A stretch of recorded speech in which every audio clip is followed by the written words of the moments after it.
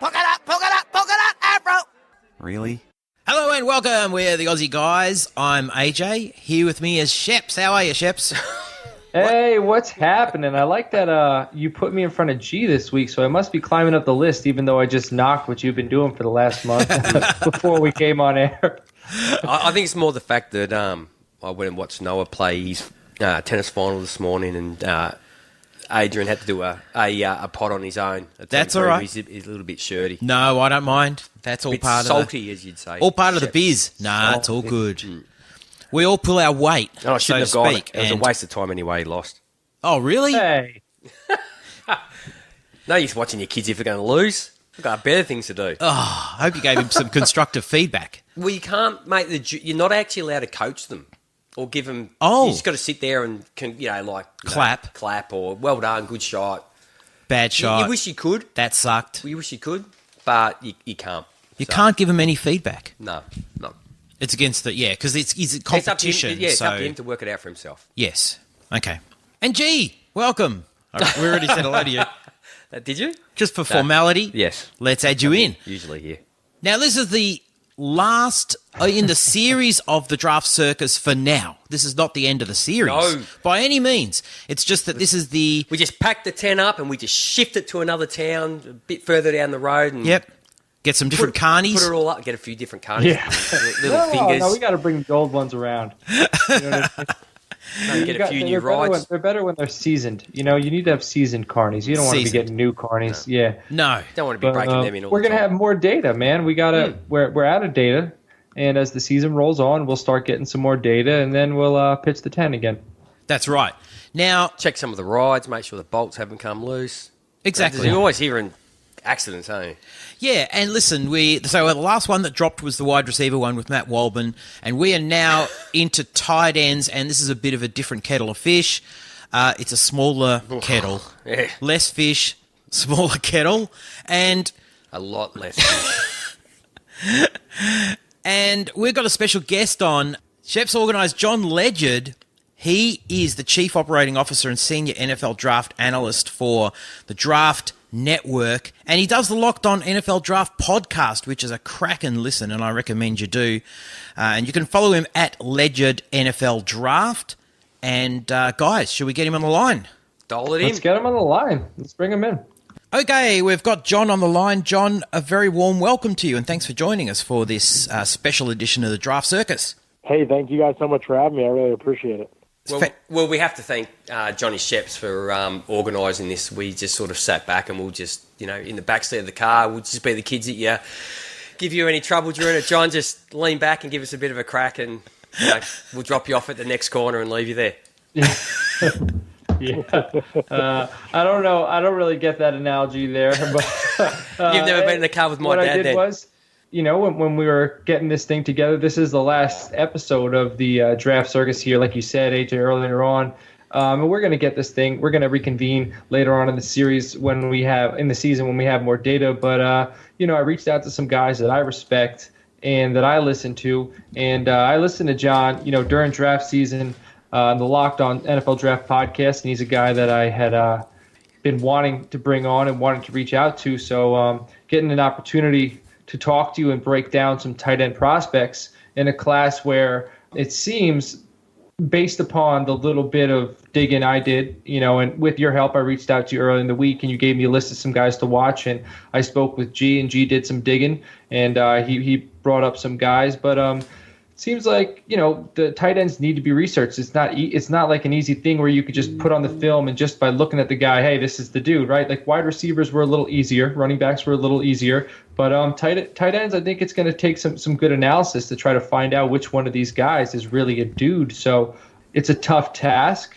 but I mean, this is what we do. We love analyzing and breaking down prospects. So I mean, it could be considered a boring episode because they're tight ends, but I'm looking at it as something where, we're really digging and we're trying to find these guys. So I'm looking forward to it. Jon, why don't you kick us off with, do you want to lead with a prospect that we can talk about? How do you want to structure it?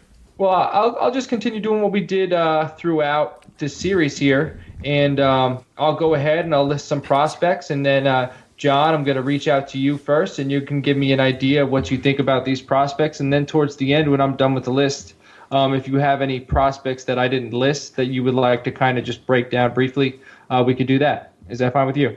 Sounds great. All right. So what I'm going to do is let's go out to the West Coast.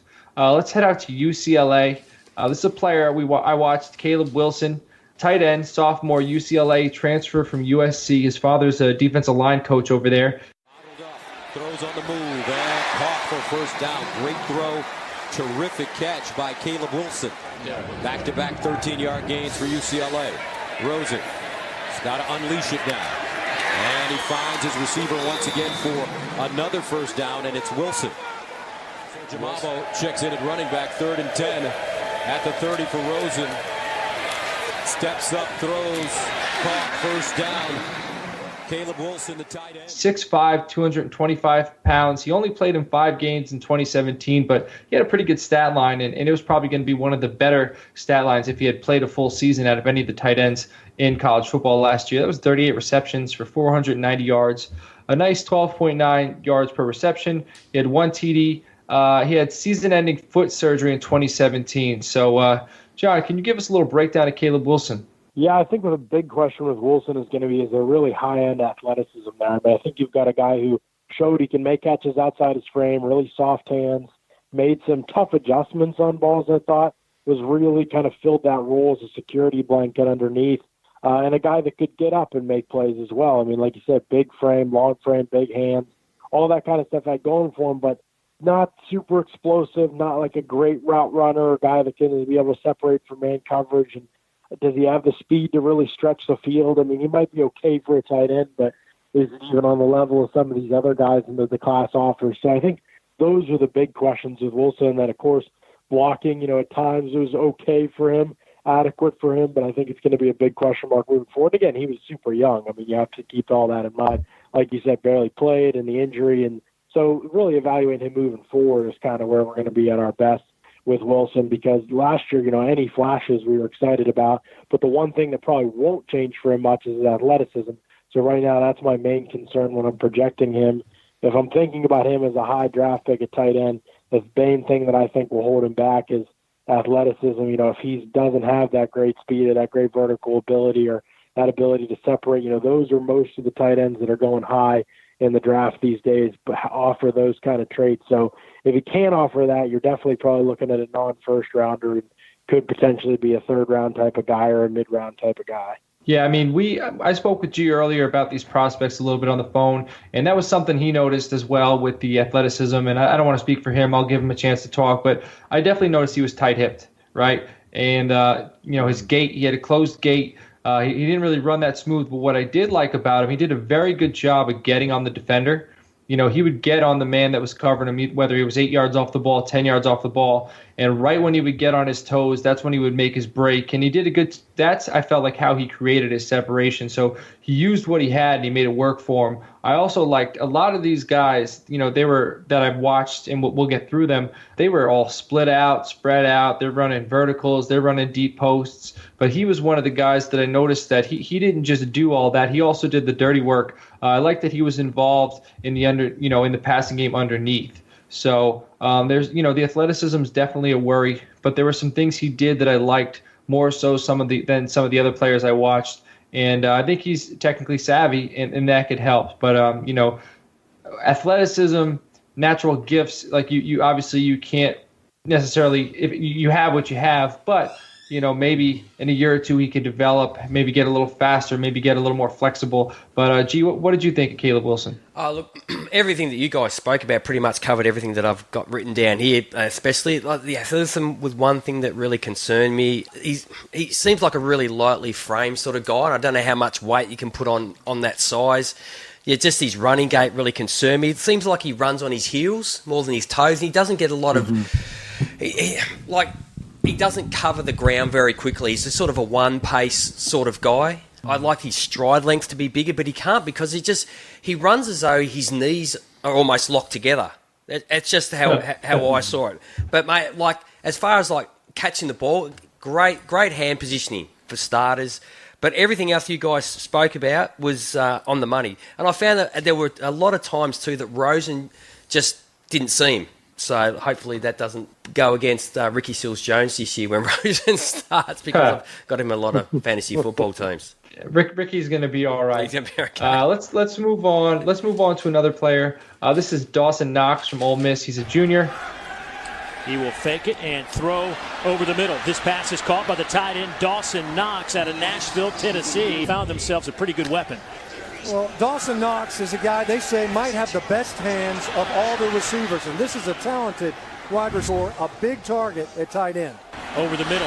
That pass is caught. Dawson Knox. He's out over the 35 to the 39-yard line. It's a big weapon, kind of quieter last week, and already 3 targets in this game. 6'4", 250 pounds. He's expected to run in like the 4.6s, his 40, so that's pretty fast for a tight end. 13.4 yards per reception in 2017, but he only had 24 receptions. All right, so these guys all have limited film, at least in the database me and G are looking in. But I watched 2 games of his. I noticed he's a hands catcher. Obviously, he's fast. The guy's fast.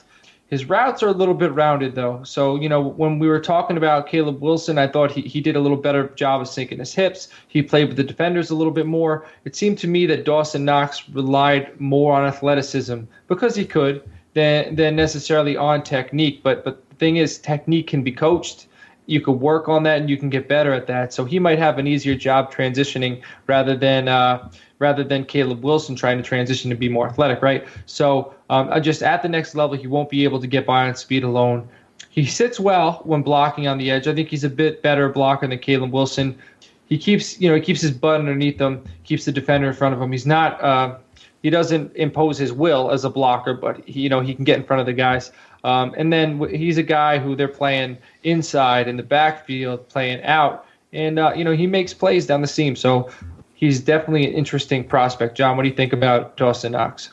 Yeah, tons of upside, obviously. One of my favorite players in the draft, actually, so far that I've scouted. I think he has legitimate first-round potential, and I think that last year was his first year on the field, really, as a tight end. He was a walk-on quarterback at Ole Miss and then played special teams. And so last year was really his first real reps at tight end on the field, and just the ability to acclimate so quickly to a new position. First of all, you notice right away such a natural hands catcher of the football. There was a throw, I forget which teams he was playing against, but he had to go low and dig one out with a defender on his back on the ground, snagged it and came up with it. He had to go outside his frame and turn all the way back around for a couple off-target throws in a couple other games that I watched. Just very smooth, natural hips, adjustments to the ball, snags it outside of his frame, not many drops. Just seemed very natural in a receiver role. How he addresses the football, that's not really as much of a given as we make it out to be. And tight ends with natural ball skills, those guys tend to succeed, especially when they're great athletes. And so, the speed to threaten down the field, the speed after the catch. He's not very creative with the ball in his hands yet. Not very elusive, nothing like that. But you mentioned the speed, the athleticism, all those things are big pluses. I thought his routes really were impressive considering he was a first-year player, and especially in that offense. He plays in the slot a lot. In Ole Miss offense, you watch A.J. Brown, you're going to see the same thing. A lot of the time, those guys are just kind of running to space. They're not really separating versus man coverage. There's a lot of zone underneath in the middle of the field, and that's really they're looking for holes in those spots. So considering that, he was kind of always adjusting his routes, and I thought he did a great job of finding space and kind of understanding, and maybe from his quarterback background, understanding what the quarterback might face, and then kind of being in a position where he could be the best available target to his quarterback. So I was a huge, huge fan of his game. The blocking definitely needs work. You mentioned maybe being better than Caleb Wilson. That may be true, still not where I'd want him to be for sure.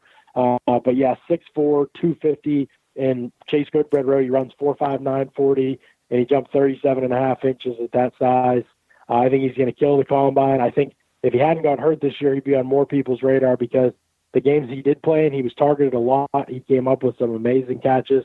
And the other thing, he's got to score more touchdowns. I don't think he might not have scored any last year. I can't remember. But, so he's got to make sure he's available in the red zone. But, again, not all his fault, too. He didn't get targeted in the red zone a whole lot because they have like 3 receivers that are going to go in the top 50 as well. So there's just a ton of talent at Ole Miss, and we can't box score scout with these guys. We've got to really kind of look at the tape with them and to me, when I look at the tape and scout the traits, I really think Dawson Knox could be a first rounder by the time it's all said and done.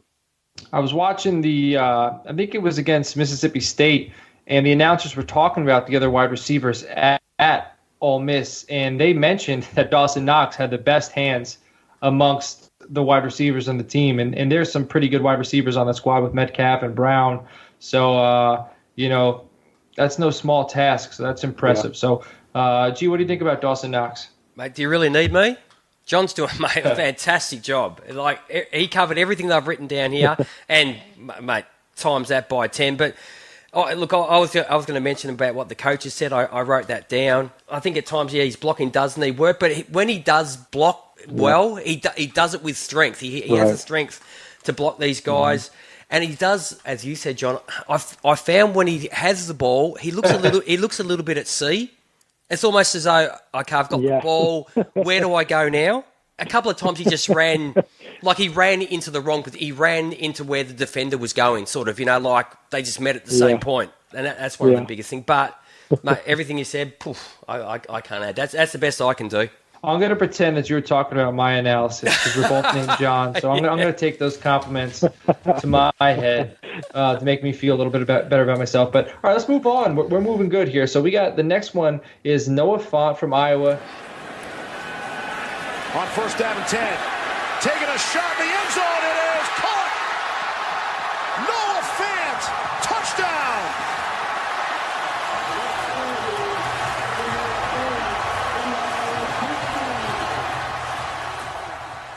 And he throws his 18th pass on a pump fake, and the route was jumped, but Noah Fant caught it, and Noah Fant is streaking down the sideline and dives in for the touchdown for Iowa. This is probably the most well-known tight end in this year's draft class. He's a junior, 6'4", 232 pounds, expected to run in the mid-4.7s. He only had 39 receptions over his first 2 seasons, and there was actually more game film on him than most of the guys that I watched. I just noticed what I noticed the most was the last film I watched was his Ohio State film. I wasn't, too in love with this guy after watching his Wyoming film and his North Texas film, but watching the Ohio State film and watch him be dominant against the big opponent, that definitely impressed me. That means something, big plays on a deep post and a vertical, with a safety covering him. I noticed. I just feel like he needs to add some upper body strength to help him handle head-up blocks. Kind of blocks like a wide receiver. He's a better blocker when he's on the move rather than, staying put and holding his ground. And there's drops with this guy. He'll definitely drop the football. He's a good athlete. He moves smoothly down the field, and he's one of those guys, like what I was saying about Wilson earlier was I like that he does the dirty work. He kind of works the intermediate routes. He's a chain mover. I didn't see much of that with Fant, and, I didn't watch all of his film, but the film I watched, it was mostly, running down the seam, running down the middle of the field. So, John, what are your thoughts on Noah Fant?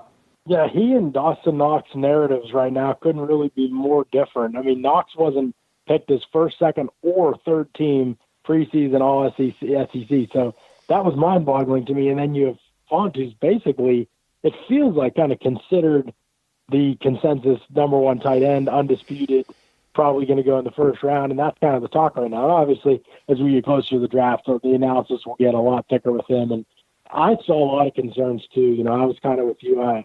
Not that I don't think he's talented, I think he is, but, you said he blocks like a wide receiver. He basically is a big wide receiver. I'm okay with that. I don't have any issue with that as a tight end. Evan Engram was one of my favorite players in the draft, but Evan Engram ran 4.42 and jumped out of the gym and was a freak and did things with the ball in his hands and had physicality to his game and gave effort as a blocker and still had ways that you could use him as a blocker where he'd be useful.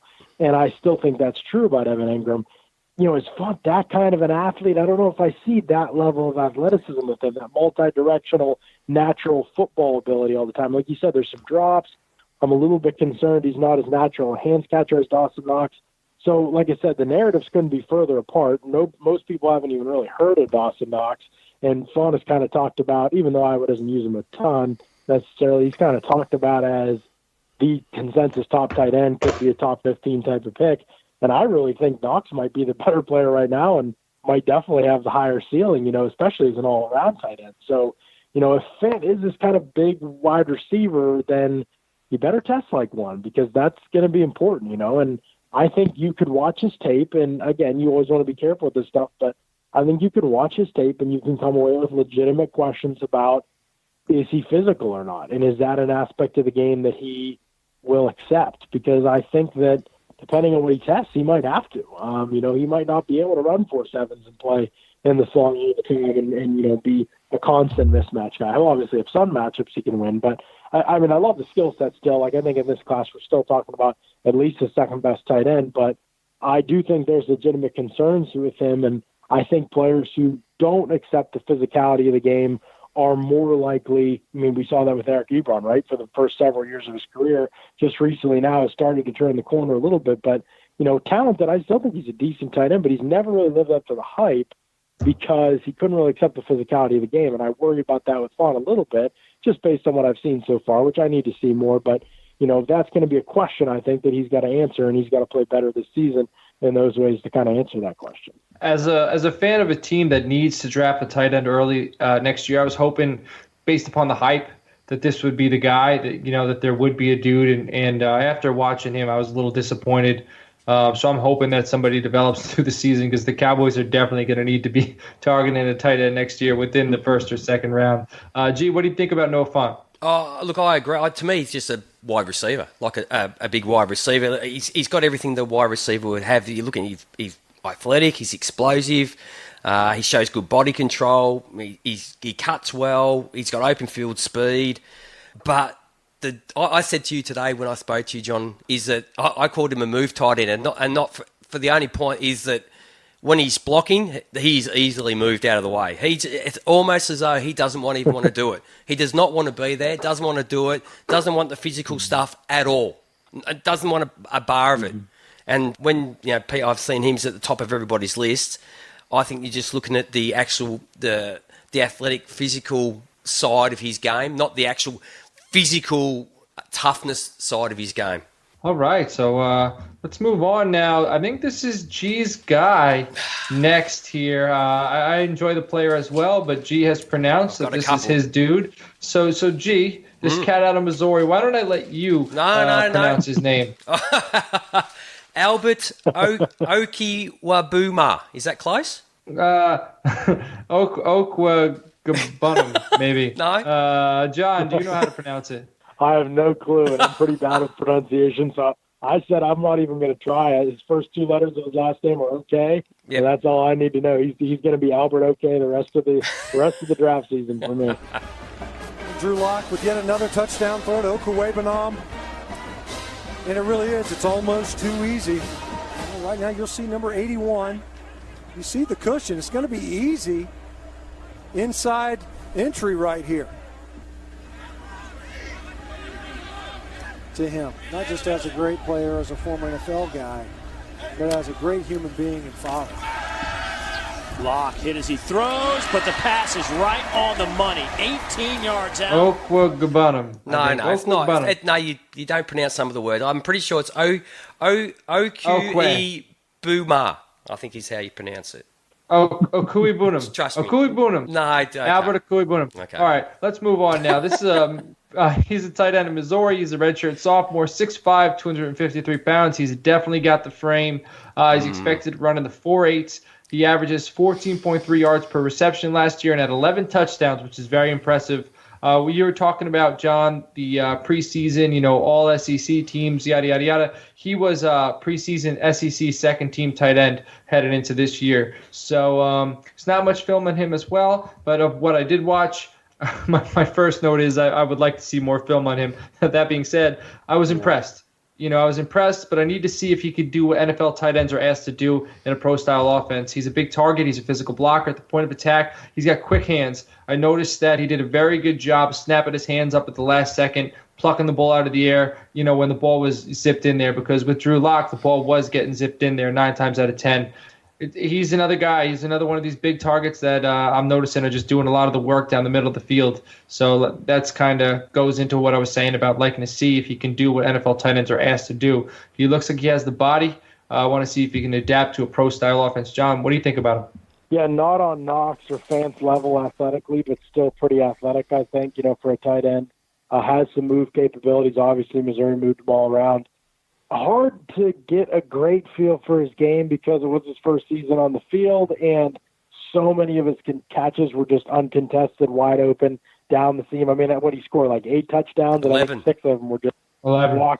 11. So he's walking down the field for a lot of these uncontested touchdowns in the middle of the field. I'm like, does no one know they love to run that play action seam route? It was bizarre to me that he was always uncovered. That's not really a knock on him per se. Just, so it was hard. It made it harder to value him because so much of his production was just kind of gift wrapped for him. And so this is just a big year for tape-wise, and so I'm excited to kind of see what he does this season. My big concern was I somewhat similar to Caleb Wilson.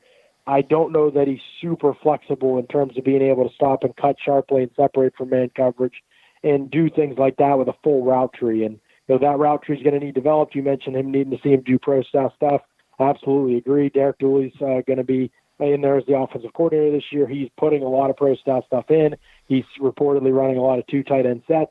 I think we're going to see Albert O'Kay do a lot of stuff this season where he's going to be blocking in line, where he's going to be, I think they said there's 5 times as many routes for tight ends in this new offense as there was last season. So basically, summation of last season is a lot of easy production, but there were some traits too that he flashed, and he did make a couple catches. Ball skills were obvious. To pluck it outside his frame. I think I don't know what kind of hops he has yet, but the ability to pluck outside the frame, yeah, I think he has that. Natural hands, I think he has that. But a lot of the production is simple. A lot of the route tree is simple. Wasn't asked to do a lot of high degree difficulty stuff. Did have some blocking stuff that was interesting. I think he'll be asked to do even more of that this season. So we'll get a much better feel for who he is after this year. I have him in, I think it's my number 3 tight end right now. So he is a player that I like for sure. But again, the multi-directional athleticism is probably my biggest concern with him in terms of things that can't be taught. I don't know if he's that explosive of an athlete, even though I think his long speed is pretty good. All right, G, what do you think? I found on the little bits that I was able to see them that he does show that he can really dig into a cut, like he can get into that seated position, which is a good start. It was hard to see, with the footage and the way that these things are cut together, whether or not how quick he comes out of that. So that's something I'd like to see more. But from the redshirt freshman, I can't wait to see him this year. He's one of those guys he just shows that he could, if he took another step, it could be a really exciting year. The way he catches the ball, he just rips it out of the sky. But when he came into Missouri, which I found incredible, is when he first came, he was 215 pounds, and he's now 260. So, wow. Yeah, that's an incredible side. They've got some good, I'm not going to say anything, but they've got a good eating plan at the school, obviously. But, look, he's a massive red zone weapon. I'm just really looking forward to watching a lot more of him this year. All right, so let's move on now to Isaac Nada, another player who's in the SEC. Go 2 guys. To the end zone, touchdown, Georgia. It is the freshman, Isaac Nada. Because it is really good. One of the best in the country. Play action now. Eason fires, got a man wide open, and Nada breaks a tackle. There is that tight end of the future, folks. Down to the 26-yard line. He is going to be a dandy. And here's a fantastic job this time. Player in Georgia. He was a big-time recruit coming out of high school. He's a junior, 6'4", 246 pounds. Expected to run in the 4.7s. He was a 2-year starter with 12.5 yards per reception. Only 9 receptions in 2017. All right, so there wasn't much film on him either. But from what I watched, he's very physical after the catch. He was the most physical after the catch out of all the other tight ends that I watched. His upper body seems a little too big for his lower body, so he kind of has an odd build to me. But I'm interested to hear what you think of Isaac Nada, John. Yeah, man, I liked getting into his tape, honestly. 5-star guy. I think he was the top tight end prospect in the country coming out of high school. Went to Georgia. It's just kind of that whole, how's he going to be? There's all these other stars around. He is just so physical and nasty in his demeanor, and I love it. I think it's great. I think it fits Georgia so well. I mean, one thing you learn watching Georgia, just about everybody there, all the wide receivers, Riley Ridley, Terry Godwin, Javon Wims when he was there last year, even McCole Hardman, as small as he is, all those guys has to block. Physicality is required for Georgia players. If you are going to play on Ben that Watson. offense, any position, yeah, exactly. Any position, you have to be able to block. You have to be able to be physical. And if you heard Kirby Smart's comments the other day, kind of when they were asking about Demetrius Robertson, the new receiver that's there coming over from Cal, where they don't require a lot of the same things at all, who is eligible immediately to play for them. And they're like, oh, is this guy going to start because he's a former 5-star? Well, he kind of said, there's a lot of guys working in that room, and I knew immediately what he meant. You don't play on the field for Georgia unless you block and unless you're physical. And that's not necessarily a knock on Robertson. It's just something he's going to have to learn. And so for Nauta to get on the field as a true freshman with those kind of requirements and the standards Georgia sets and as talented as they are, I know he's a top recruit, but still to come out there, catch 29 balls, just look the part all season long, just look comfortable. I don't think he's as all around a good athlete as the first couple guys we mentioned on the show, but at the same time, I think he definitely has long speed. Like you said, he's very physical after the catch. A lot of his production was also pretty simple. Not necessarily a lot of examples of him separating from man coverage, at least in the couple games that I watched. So maybe I need to see more. Also, last year, then his receptions dropped, and only 9 catches last year. And he was hurt, I know, some too, and missed some playing time there. It didn't seem like it was an effort or a lost playing time type of thing with him. It just seemed like they had so many weapons and they ran the ball so well that was kind of where the offense went last year. And with the quarterback change, I didn't think Fromm looked for the tight ends nearly as much. So that is just part of it, I think. And I don't think that did not deter him at all. I mean, I saw him so many times where he hustled to make a block for a receiver that made a catch.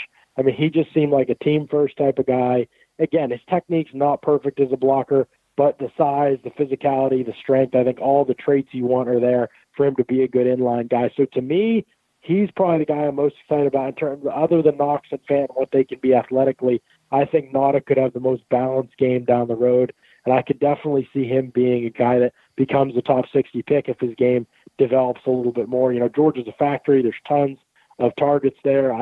Charlie Werner is another guy coming up, a young guy tight end that's going to play some too. Jeb Blazevich moved on, and he was kind of the top guy there, but wasn't much of a receiver or an athlete, and Werner and Nauta are going to offer a lot more in those ways. So I'm really excited about the whole Georgia offense. I think they have potential to be even better than they were last year in a lot of ways. But I think that now we're going to have to really dig in his tape because I'm not sure that he's going to get a ton of targets in that offense either. All right, G, what do you think? Mate, I don't know which way you swipe, left or right, but to move on. But I'm not even going to try to add to that. That's all right. So then let's move is it up, I guess, from Georgia to Kentucky? Let's move on to Kentucky, another team in the SEC. This is just a player, C.J. Conrad.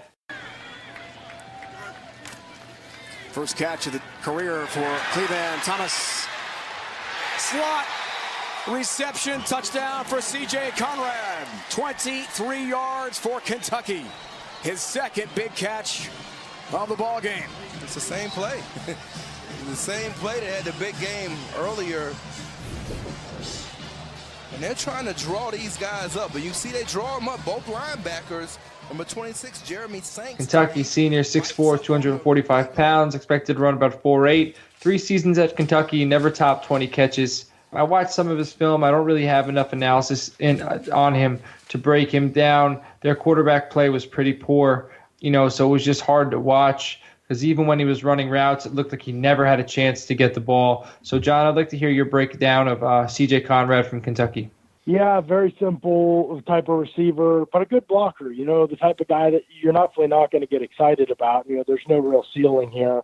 Just kind of is who he is, has been there for a while, has started, been reliable, captain, hard worker, Dean's List, all that kind of stuff, that coaches are going to look at and say, okay, we like this team first guy, came in as a big recruit again, just didn't have the upside, didn't have the athleticism, maybe enough speed to get down the seam, but not going to be like one of those guys that's a mismatch or challenges safeties or anything like that.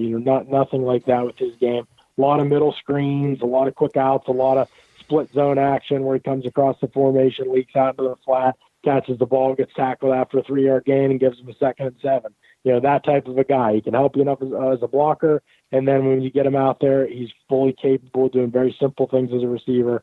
So nobody you get excited about high in the draft, but certainly a guy that you can take day 3 and you can say, okay, he's going to be ready to play early on and he'll help us. You think of some things that Durham Smythe did. I thought Smythe had a little bit more upside, but there's some similarities there with Conrad, I think, in terms of he'll be capable as a receiver. Again, I think Smythe's a little more talented than Conrad, so I liked him a little bit more, but he'll be capable as a receiver. He won't kill our passing attack that way if he's on the field, but we have to be in an offense that asks him to do simple things. So you're not talking about him being a fit in New Orleans, probably. You're talking about him being a fit in like Jacksonville. Very simple type of stuff. Lots of play action, lots of bootlegs where you get him out in the flat and you hit him for easy completions. So it has to be the right fit for Conrad, but a number 2 or number 3 tight end who can play in the league for a while and has the necessary tools, enough size, enough athleticism, I think, good blocking, effort, all those kind of things, good technique. I think he's a guy that certainly fits the bill in that regard. John, I was just going to say, did you find him? I wrote down as he's sort of like a lumbering sort of tight end. The way that he runs, it's that sort of look about it. It's like he's just going for a casual jog, if you know what I.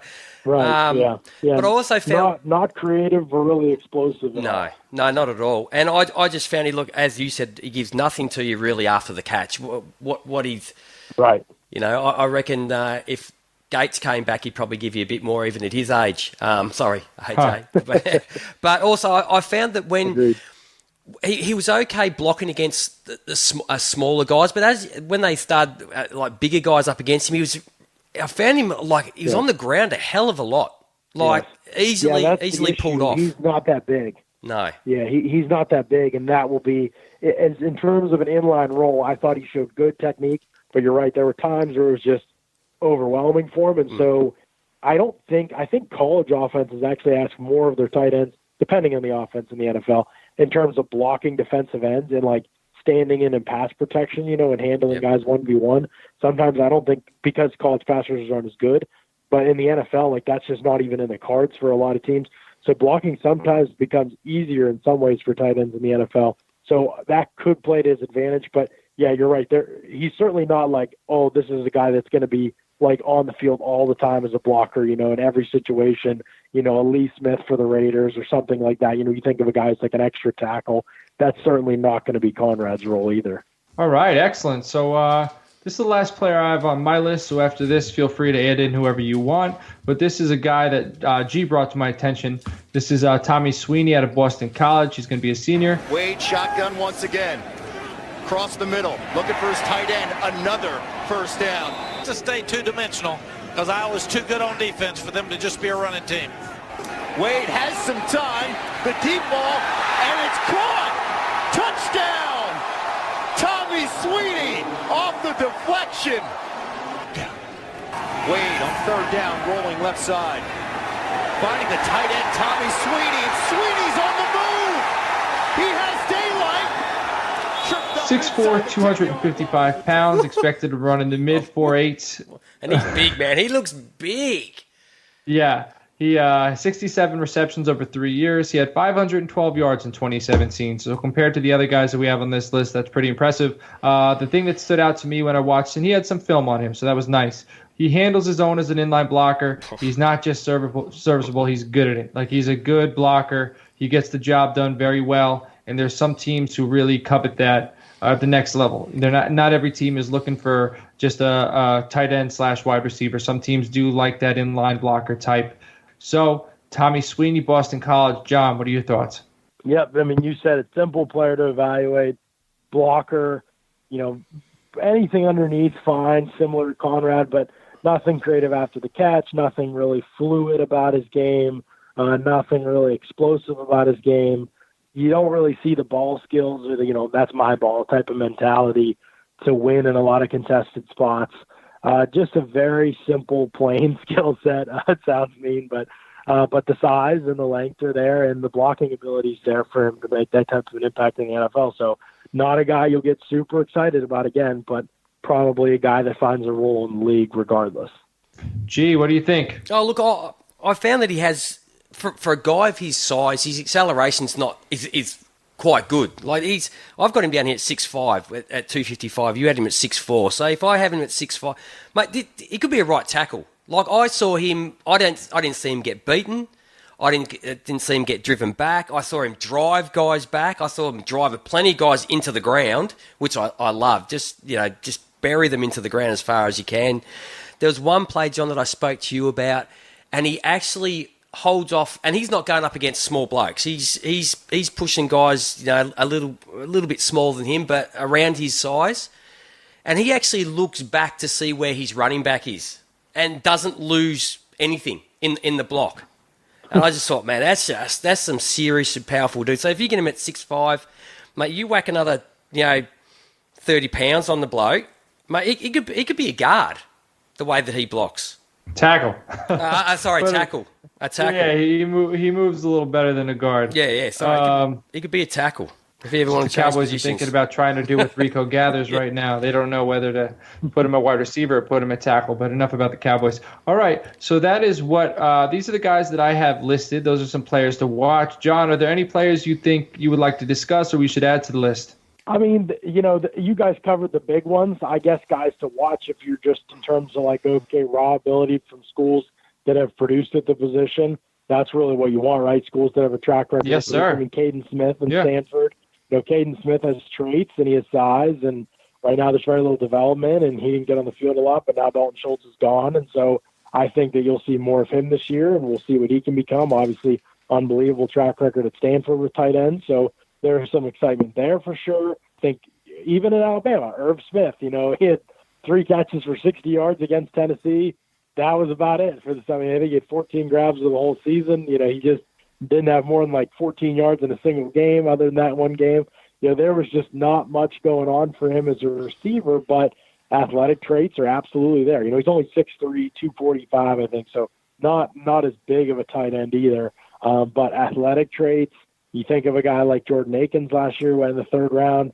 Teams are okay with that. Teams are ready for those types of players. So I think that type of ability is what he has, not obviously the size or the frame of O.J. Howard, and not as good a blocker either, but used mostly as a blocker at Alabama, only going to be a junior this year, so he's going to have the experience.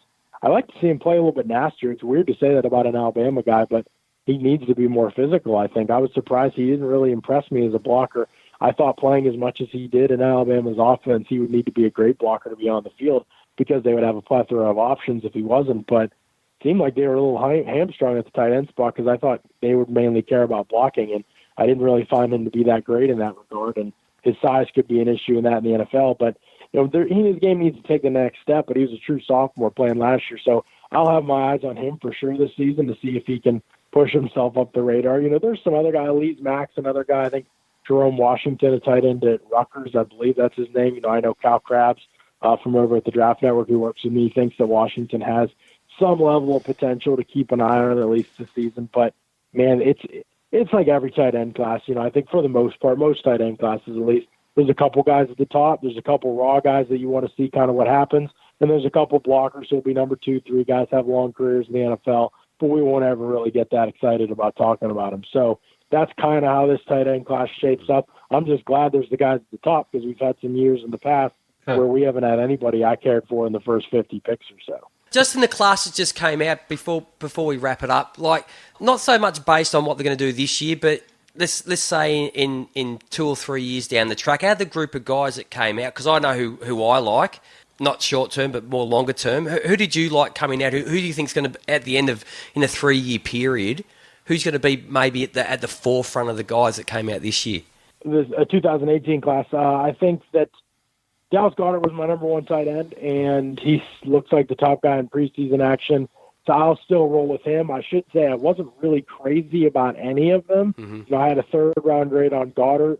Again, his tape made it difficult because that offense and the level of competition, and there were some times where he was okay as a blocker and as a route runner, but then there was a lot of times where there wasn't the attention to detail. So was like, where does he end up? Could he get lost somewhere if he doesn't get proper coaching? And then he went to Philadelphia, who's churned out tight ends and has an unbelievable program there for tight ends and finds ways to use guys' skill sets to the best of their ability. I mean, Trey Burton just got paid in the offseason because of one season, basically, with Philadelphia. I mean, it was just some guys, you're like lukewarm on them. It really depends on where they go, and then they go to a spot, and you're like, okay, now I wish I had known he was going there. I would have given him a second-round grade, if I knew he was going there. So as soon as he went to Philadelphia, very excited about that fit and the way they were going to use him. So I would definitely say him. Even with Ertz there, I think there's plenty of targets to go around in that offense for both of them. But the other guy's Ian Thomas to me.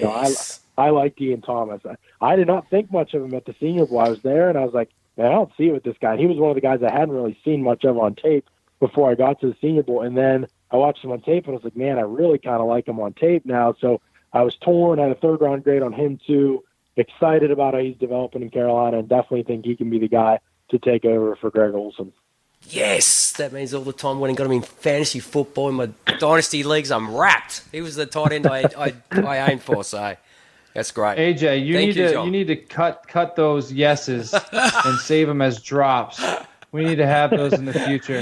That's awesome. So last week Waldman was talking about the Senior Bowl. This week John's talking about the Senior Bowl, and next year we're gonna get there. I'm gonna be at the Senior Bowl. So as long as everything goes well with my plan, so maybe I'll bump into you and Waldman at the Senior Bowl. But can you just? I haven't done this with the other guys on the show. We have a little bit more time, but I know we're wrapping up. John, can you do me a favor? Can you give me like 2 or 3? You don't have to give me a huge breakdown.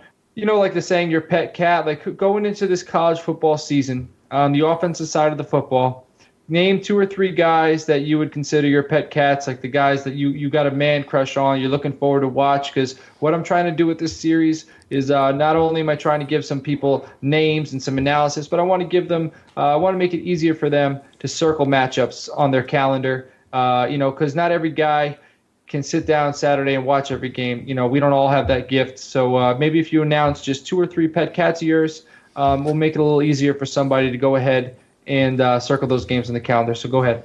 Yeah, absolutely. I'll stay away from the tight ends position because we already kind of talked about that, and everybody who follows me knows I love Dawson Knox, and I'm excited about his game. And I don't really have one at quarterback. Honestly, I love Rodney Anderson, but I think that's kind of everybody's answer. I don't really have a guy at running back that I would pound the table for outside of him, and I've seen a bunch of David Montgomery, baby. Yeah. Well, who is that? David Montgomery, Iowa State. That's my guy. Him again.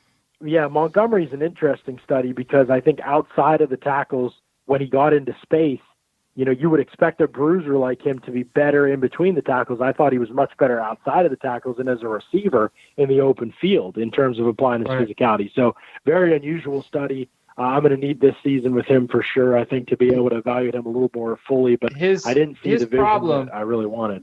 His problem inside the tackles was that he was getting contact behind the line of scrimmage, play after play after play. Like he would get the ball and there would be somebody sitting in his pocket, So it was impressive to me that he was even able to get yardage, on that. But I understand what you're saying. He's just so elusive after initial contact, but I'm stealing your thunder, so go ahead. No, it's fine. Yeah, no, I agree with you. I think that was an issue in evaluating him. I just didn't see the same physical. I thought in space he was just. He was almost untackable at times. He was just destroying people, and I didn't see the same level of violence as an inside runner with him. So we're definitely going to want to watch him this season, and hopefully that offensive line improves as well. But really, for me, there's a lot of guys at wide receiver. I think the duo at South Carolina could really be good. Deebo Samuel to me is an unbelievable playmaker. Some guys, you're like, I need to see what he tests because I don't know if his game translates. Deebo's not going to test unbelievable or anything, but I think he's going to test good enough, and he is just an unbelievably natural football player. Unbelievable with the ball in his hands, sees space, patience, timing, angles. Some guys just have those factors, and you don't really get too concerned about the rest of it.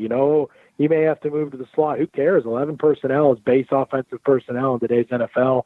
He's going to have a role. He's going to be dynamic for a team. I think he's going to be an absolute difference maker, and he's an unbelievable returner as well, despite not having great speed. It's actually more important to have great vision and timing as a returner, in my opinion, than great speed. So I am really excited about Deebo Samuel coming back from that broken ankle.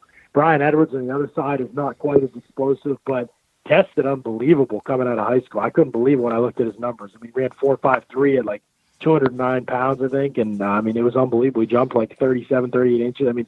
Dude had hops, dude had speed. And I don't think on tape he looks like quite that type of an athlete, but I see the build-up speed.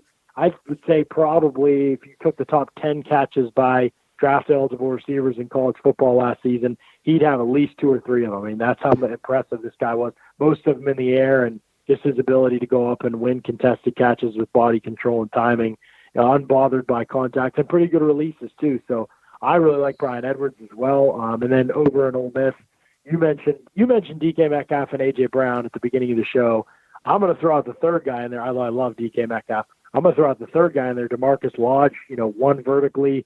I don't think any receiver in the nation gave Greedy Williams the kind of trouble that DeMarcus Lodge did. I mean, I think he's going to run in the 4.4s. He's 6'1", he's 200 pounds.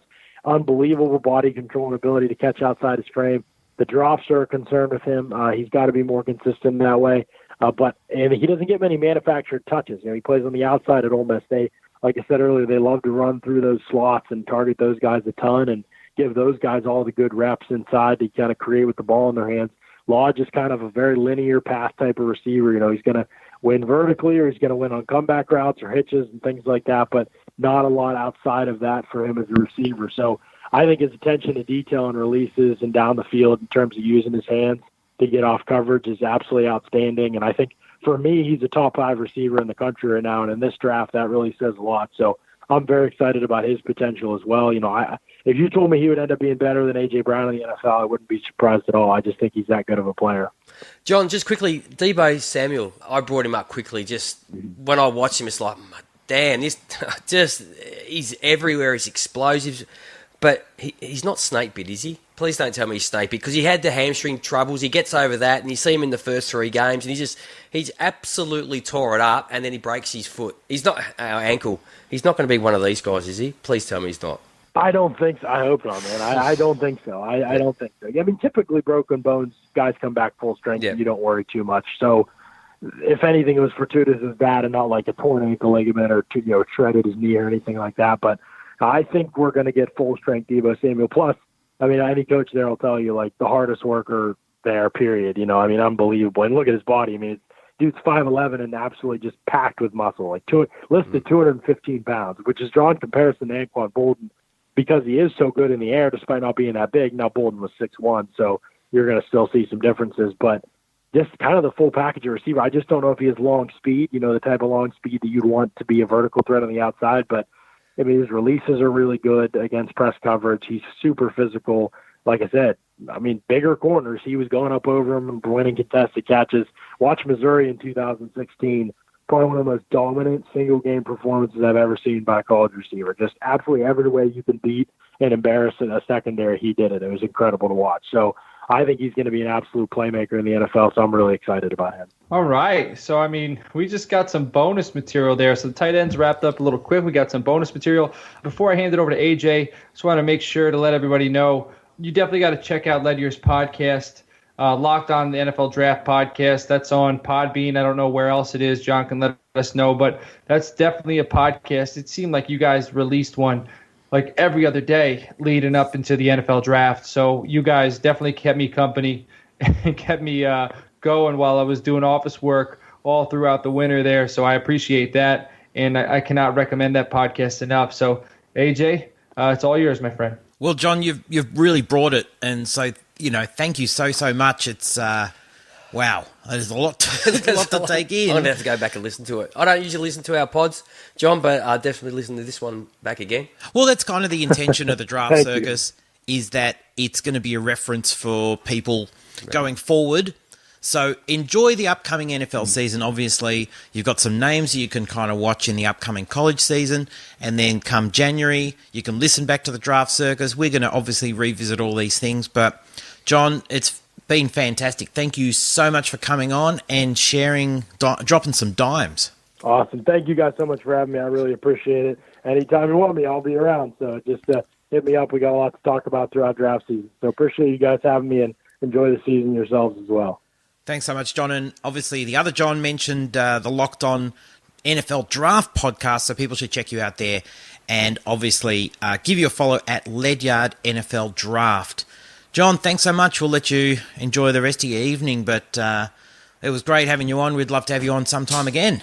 Awesome. Will do, fellas. Absolutely anytime. Thank you so much. I appreciate it. Thanks, John. Thanks, John.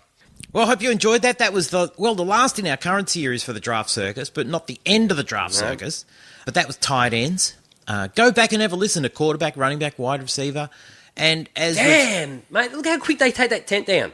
That is amazing how quick those little carny folk get that thing down. Correct, they man. do. Yep, absolutely. We've got to move on.